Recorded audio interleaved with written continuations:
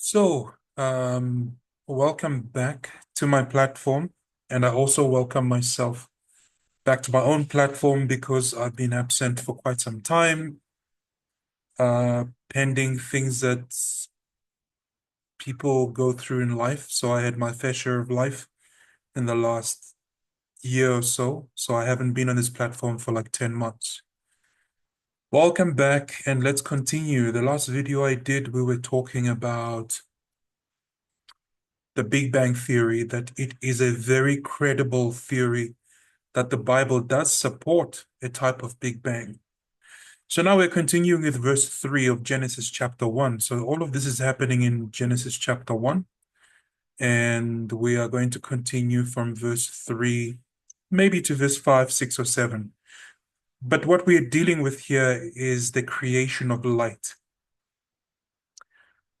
The universe, as we see it, when you look through the Hubble telescope or any other device, what you see in the universe in form of rocks, planets, gases, whatever, this is a result of a biblical alliteration in Hebrew, which is tohu vavohu, which implies a violent change uh, from nothingness, from dark space, an explosion of color and texture and realities and creation of new bodies in the heavens.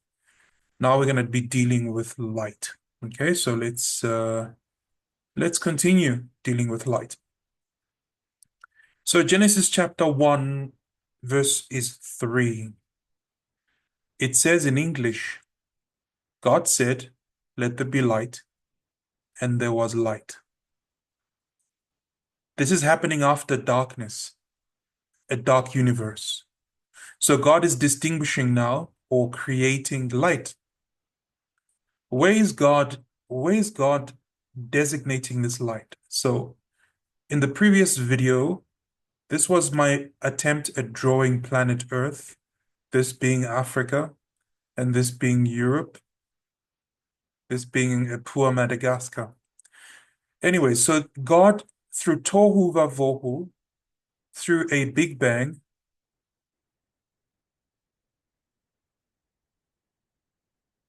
so through a Big Bang, God creates everything that is,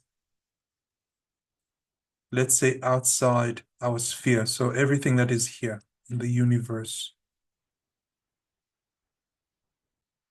Maybe I should change pens because this one doesn't look too pretty. Let's see what's available here. Actually, I'm looking for, should I use a brush? I'm not a fan of the pencil. Maybe let's use a calligraphy pen. So here it is. But the earth at this time of creation did not have the continents and everything that we have. It was just water. The Bible tells us that it was just water, and this water, or over the water over here, was hovering the Spirit of God. Okay? So the Spirit of God was hovering above the waters. Now God is creating light. So let's imagine again this earth of ours, quite dark, right? So there's nothing, it's quite dark. And there's water, and the Spirit of God is hovering above the waters. What's so amazing about the Spirit of God here, it acts as potential. It acts as potential for, let's use a word that is modern, for development. So God is like an estate developer.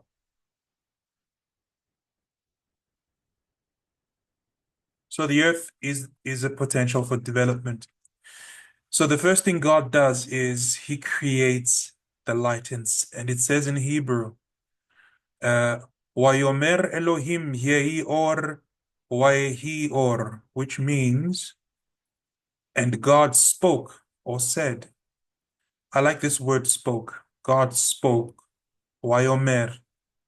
Wayomer Elohim, God spoke. Why do I like the word spoke? Is because if someone speaks, it implies will. What does will imply? It implies power, power to manifest. So God, through his power, his infinite power, he manifested the light. He made it to come to be. So after this colorful explosion in the universe, on this earth, on this rock called earth, God says, let there be light. If you read the book of Enoch, I suggest you find yourself this book here, Book of Enoch. If you can find it, it is very useful to understand what the world was like before God created. If you read in Hebrew, of course, this is Sefer Hanoch. So if you get this book of Enoch, it will tell you that the earth was a prison for unclean spirits, the ones who rebelled against God, and that these spirits are imprisoned in the magma in the center of the earth. Okay. Now, I'm not going to teach you much about the book of Enoch, but I'd like you to get a hold of it and read it if you want to. And I'm not going to explain much. I'm just going to mention that this was a prison and still is a prison of unclean spirits. But God wanted to make something beautiful out of this prison. So what does God do? He creates light. Let there be light. And there goes the sun. And what does the sun do? It casts its light on the earth. We are told again by Enoch that there are four angels that are in charge of continuing the nuclear explosion or explosions, constant explosions on the Earth's surface to make it burn and become bright. If you want to know more about these things, that takes us away from the plain meaning of the Bible. It takes us into the world of Jewish literature and the Torah. I cannot teach you the Torah just yet, but I want to give you the plain meaning of the Bible. If you want me to teach you the Torah, you can just send me an email or you can just leave a comment on this video and I'll get in touch with you. Unfortunately, you would have to make a little bit of an investment for the Torah lessons, but for the plain meaning of the Bible here, this is all free. So God, what does he do? He creates the light. Now, why there was darkness? Because this is a prison and all the rebellious unclean spirits God decided to keep in this prison called earth. But God wasn't content. He wanted to make the earth his home because in Genesis chapter 1, in Hebrew, the Bible doesn't start with the letter Aleph or A. It starts with the letter Beit, which is B. What does Beit mean? It means Habaita, which means a house. So Bereshit bara et Adonai et hashamayim ve et haaretz, which means that God wanted to make the earth his home. So God chooses the most darkest and vile place to try and develop and make it his home. So the first thing it needed was light. So God created light. And it says that God saw that the light was good and God separated the light from the darkness. In Hebrew, it says, Va'er Elohim et ha'or kitov. Actually, I read that wrong. Vayar Elohim et ha'or kitov. Vayavdel Elohim be'in ha'or u'be'in ha'choshech. So this word choshech is darkness. A good English translation would be the pit of darkness, which means sheer darkness. So this darkness that God is dealing with is twofold. So God is dealing with one, spiritual darkness. Remember, the earth was a prison, or still is, actually, in some way. What am I doing? Spiritual darkness. Okay. So we are dealing with spiritual darkness. Number two, we are dealing with physical darkness.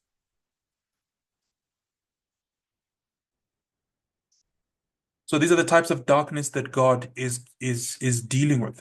Dark because of the prison, the imprisoned spirits in the earth, and physical because you and I could not see anything if God did not create uh, or did not create the light. So God saw that the light was good, and God separated the light from darkness. So there are two types of lights, okay? Uh, one is the sun to rule by day, and then we have the moon. Let me make a crescent here. The moon to cast its light on the earth by night. Science tells us that as night and day separate, as the earth spins and darkness tends to move westward like this, they say that the sun casts its light on the moon, and the moon casts its light on the earth as it rotates and as shadows move westward. Uh, you will find that there is also a spiritual explanation. When you are dealing with the earth and you are dealing with the Bible, things that read literally or physically, they're also spiritual. So the Bible tells us things in a way that must be viewed in a spiritual way and also a physical way. And both these things are existent. They both exist. Okay, the physical and the spiritual. So the moon is to light the earth by night. God calls the separation. Here's the separation of Adonai. He separates between light and darkness. God saw that it was good. Ki tov. Okay? What does this mean, ki tov? There's ki tov here, right? So God sees that it is good. Let's see. So God uses this word, or the Bible uses this word, ki tov, that it was good. Loosely translated, this is good, but I think the meaning of it is uh proper. You can say to me that proper is a probably a synonym or a word related to good, but this is what it means by kitov. It was proper. What does it mean proper? It must be that way. Okay? That's what kitov means. It must be that way. So what's God separating? God is separating between a number of things. God is separating between light. What is my pen doing now? So God is separating between light and darkness. This is the physical. Okay? This is the physical. But also God is dividing between good. The light is kitov, so it's good, it's proper, and evil. God is also separating between proper, which means a way of to behave or think, and corruption.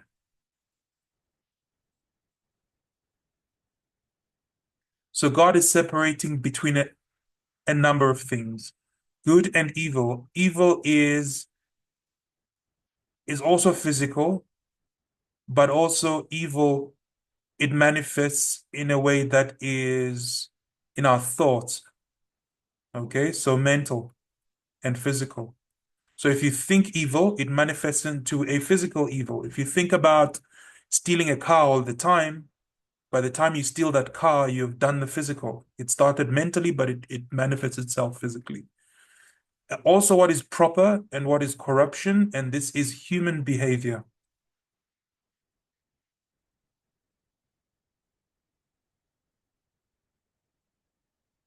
Now, I want you to understand something.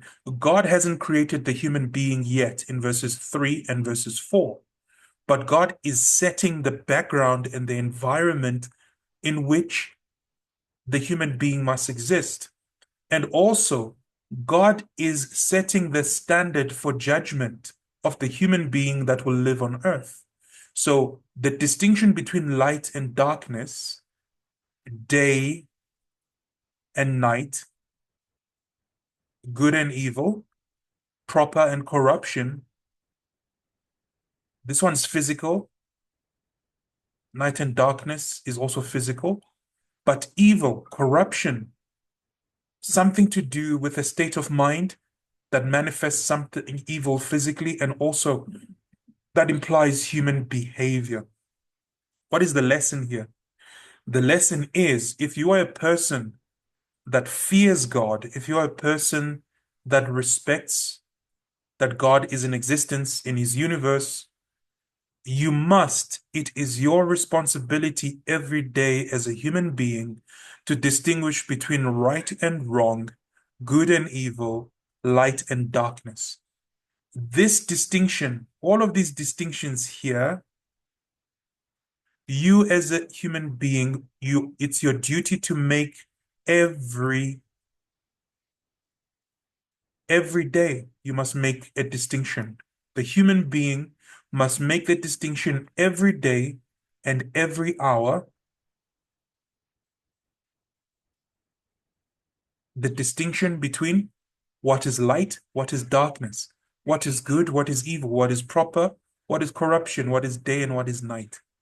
Every hour, every decision you make, whether it's got to do with your thoughts, your actions, your job, the way you relate to your family, the way you relate to your society, you must always make a decision between these things.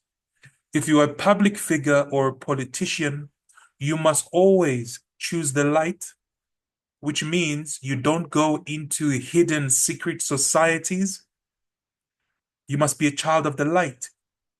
Your actions must be good. You must pay your taxes. You must encourage people to do good. You must not encourage people to steal from the civilians. You must not enact laws that uh, oppress the people. Don't come up with systems that are racist, that oppress people, that cause the death of others. You must be proper. Don't be corrupt. Don't steal from the fiscus. Uh, don't steal from institutions. And then, of course, you must be a person of the day and not the night. You must do things openly. So, doing things by day, you do them openly. You must not be a secretive person that does things behind closed doors, things that are not good. So, all of this, even before God creates the human being, while he creates the earth, God puts in place the systems for judgment. How do you spell judgment again? Oopsie daisy. What am I doing? So it's like this. Uh, Judgment. So God puts the systems in place for judgment. God is already thinking about human behavior. How will the inhabitants of this planet live? And all of these things, this light and this good, this proper, this day, all the things that are kitov are a reflection of God's character.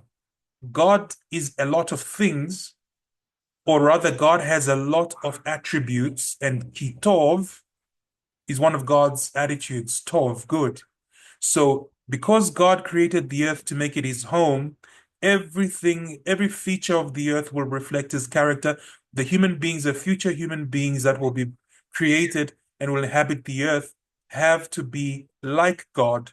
They will be judged at this level in terms of their behavior. So the system for judgment has already been put in place in verse 4 already of the Bible. It's important, separated. To separate means to judge or to set aside, and also to look into something. Verse 5 says, God called the light day and called the darkness night. There was evening and there was morning the first day. So during the day, we have the powers of light.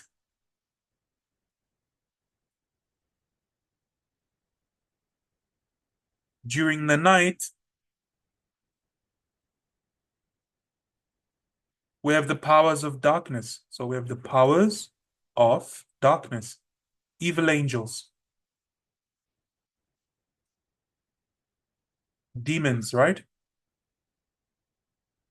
Which is why you should do everything during the day in the light. You must not be a worker of darkness in the night. Because people who work in the night and do things in the universe in the night, these are witches and wizards and all sorts of devil worshippers that work in the night. So uh, between midnight and 3:30 in the morning, this is the height of darkness. During this time, it's either you are sleeping or you are studying God's word, because nothing good happens during midnight and 3:30 in the morning. But here's something amazing. During this hour, or even during the night, God doubles his protection. God doubles his protection over the human being. All right. So God, during the day, the powers of light, God and his holy angels, they're always looking after us, and we can see what's going on. In the night, when we cannot see what's going on, God's protection doubles so that we may be safe throughout the night, which is a good idea to pray when you go to sleep. If you're not going to be sleeping, don't be sitting around watching movies. Rather, read the Bible or pray, but uh, do not stay up for no apparent reason. Unless you're like me, you're an insomniac, you have chronic insomnia. In that case, you must study the Bible at night.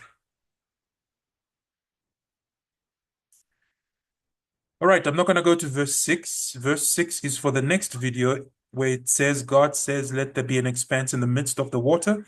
So God is dividing through an expanse between waters. But I'm going to leave it here, God dividing between light and darkness. This is the plain meaning of the Bible. Um, and I hope that you've learned something from these few verses. I'd love for you to give this video a like so that I can be able to grow the channel. If you want a deeper understanding of the Bible and you want to study the Torah, that's a different kind of arrangement. You'd need to contact me for this one to study the Torah. It will be a bit of an investment for you, but if that's what you want, I can arrange that for you. But for now, on this channel, on this series, I'm doing the plain meaning of the Bible. I'm going to do the whole Bible until Malachi. And then I'm also going to do the New Testament scriptures for people who are Christian so that I can reveal to you the nature of the New Testament, its purpose, and why it is not scripture or why it is not the Bible, but forms part of the Christian Bible. So I won't beat the Christianity down, but I will show you exactly what it means. Because when we deal with biblical material, the New Testament has pushed its way into the biblical world. So we have to sit and try and understand what it is saying and what it is not saying. But for now, Genesis to Malachi, plain meaning of the Bible for anyone who wants to know something about the Bible and something about God. So I won't go too deep into my explanations as you have seen, but enough for you to follow and understand what's going on in the Bible. So there we are. Give us a like. And until the next video, see you later. Bye.